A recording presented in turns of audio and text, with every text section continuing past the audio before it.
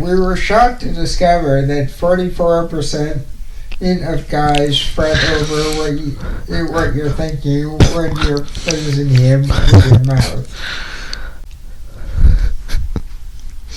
Really? Only 44%?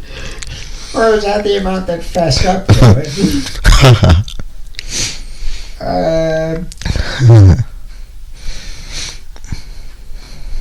But the funny part is, I know somebody that if she thinks it's going down on me is gross. A friend of mine, no lie, a friend of mine from Vegas would be like, yeah, that's true. I'm not going to go into the specifics as to why, but she would.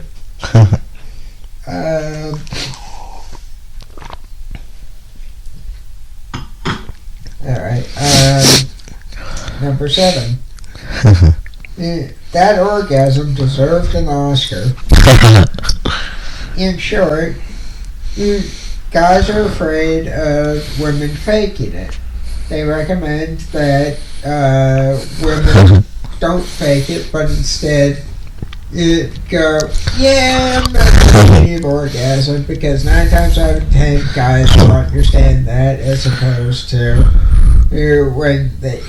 when you fake it, because then they don't know what you like and what you don't. Plain and in discretion, effing simple. Well, I just read that a group of girls are planning on recording a song entitled "We're Not Gonna Fake It." And for those of you who are familiar with Twisted Sister, yes, it'll be to the beat of "We're Not Gonna Take It." Thank you for that. Hey, I understand Michael Jackson recorded a song back in the 80s that was a response to that song. And of course he was thinking ahead. You know what his song was? What? Beat It. Just beat it. Anyway, I'm just sorry I thought of it. So, number 8. I'm really not big enough for 39% of men actually think about that. Oh yeah, by the way, just as a FYI, this I thought was interesting. The average size of a man's, is about 5 inches when erect. So if it doubles in size, it's 2.5 when it's not. That's the idea that I'm getting from it. That's okay. Right.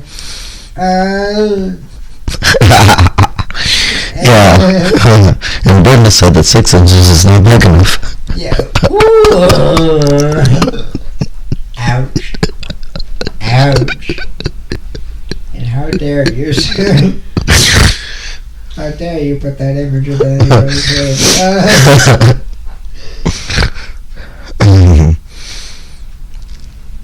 Anyway, they recommend a simple "you feel good inside me," which is a broadcaster reassuring of how good he is. If he really is too small, put your legs on his shoulders and missionary or try spooning sets where you're side by side and he enters from behind. The bonus of this is that both offer clitoral contact. He can reach around if spooning, so you're more likely to orgasm, and since the guys are so concerned with satisfying years, see numbers 2, 4, and 7 on the list, that's definitely a win-win.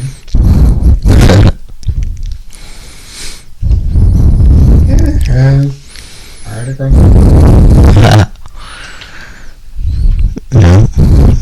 So, the rest of these are a little bit less so than that, but it was kind of interesting. Let's see here. You want to vamp for a minute? Sex stuff while I in this article here? That's sex stuff, yeah.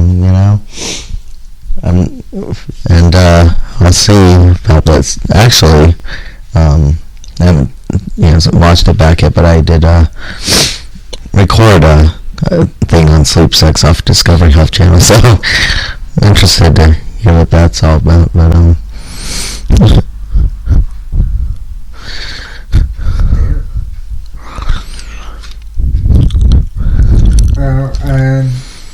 okay, two things here.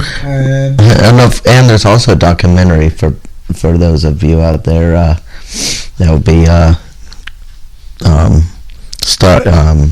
believe it starts at the stroke of the new year, and it'll run in January on Sundance, about a guy who basically goes around and it's a documentary about public sex.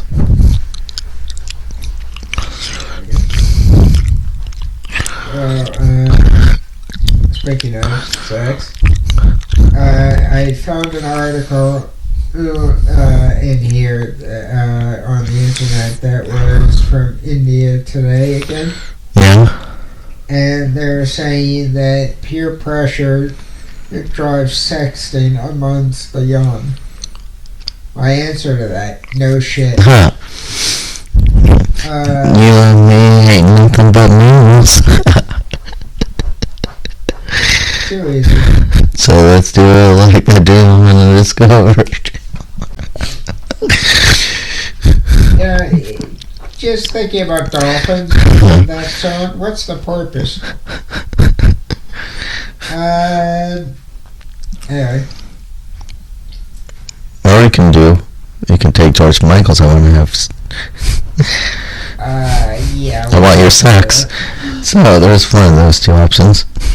But home gang or George Michael? Yeah, we'll pass over that. So adolescent sex comes with health. Shouldn't be done. This is from Ian's Washington. Too much teen pregnancy. Yeah. Just ask Brenda. She'll tell you about her granddaughter. Ian's Washington, November 16th. Updated. And adolescent sex come with health risks. This was a study done on hamsters. And basically, the idea is that the hamsters that started having sex when they were teenagers wound up with neurological issues, as opposed to those who waited until they were full-grown adults. And apparently the same is true when you're teenagers and humans, because your neurological system is still growing at that point. Yeah. So that could explain a few things.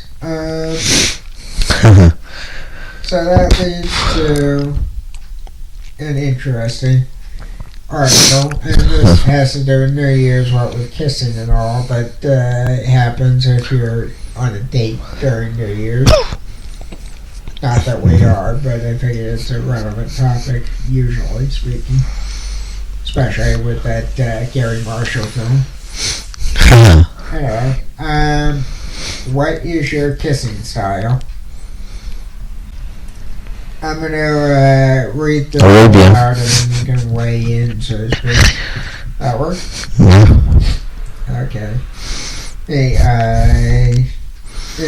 The number one, the endearing kiss.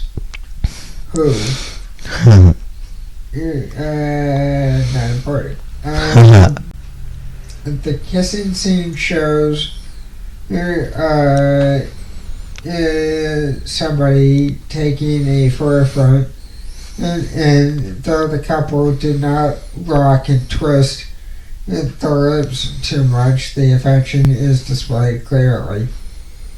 The man planting a firm kiss on the woman. It shows the guy is very fond of the girl, and the kiss conveys more than just a physical reunion. The woman is the receiver, and it shows that the person more actively involved is keener on the long term fulfilling relationship. A playful kiss. The man and the woman shared not one, not two, but 5 kisses in the movie, and most of them verged on being harmless exchanges of desire. The kisses were snatchy and quick, in most parts almost as an attempt to have fun where it lasts. These kisses go on to show a careless, almost non-deliberate approach towards casual kissing. These kisses are more experimental in nature. Says a random woman. High on passion kiss. The super mush French kiss between real-life couples brought the passion meters on the real too. The man and the woman kiss was a welcome break from typical Hollywood kisses, as it was unrestrained and sensual. Being a couple worked for them, and the two were able to add the outbursts of enormous emotions. Yeah. Please note that I am not a professional reader, so this comes out a little bit more jumbled if you listen to me reading it than if you listen to other people that are professional readers do this stuff. The man has his eyes open during most part of the kissing sequence, and though it is against the unwritten rules of the passionate kiss, says somebody, it shows that the man is doubly turned on because his visual senses is also getting stimulated. It also says that the person is confident in love and wants to see the same confidence in his girl. The famished kiss. Sounds like a vampire.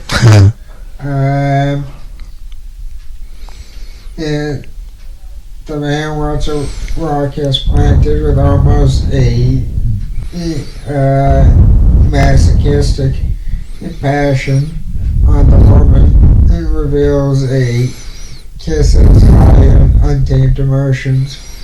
It's a kiss in the moment. The kiss is not thinking about any past, present, or future events.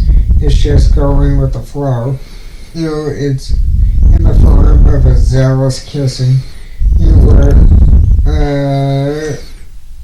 all do's and don'ts are kept on the back burner. It's also insatiable urge to get close in a brash, unrefined manner. And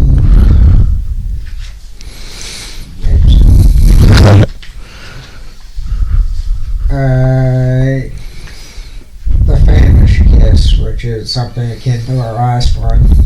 The eager kiss. Pretty much similar to the last two. I'm not rating the ones that are redundant here, as you can tell. The unscored kiss. The kiss has the ingredients needed for a maiden, innocent, romantic gesture. That about sums it up. A plastic kiss. I think we've all seen that before. The quick, don't blink, otherwise you'll miss it one. And number 8, the sloppy slobber kiss. And we all know what it's like, having seen that in movies. So, I guess the appropriate question, though I'll probably regret asking it, is, what kind of a kisser would you say that you are?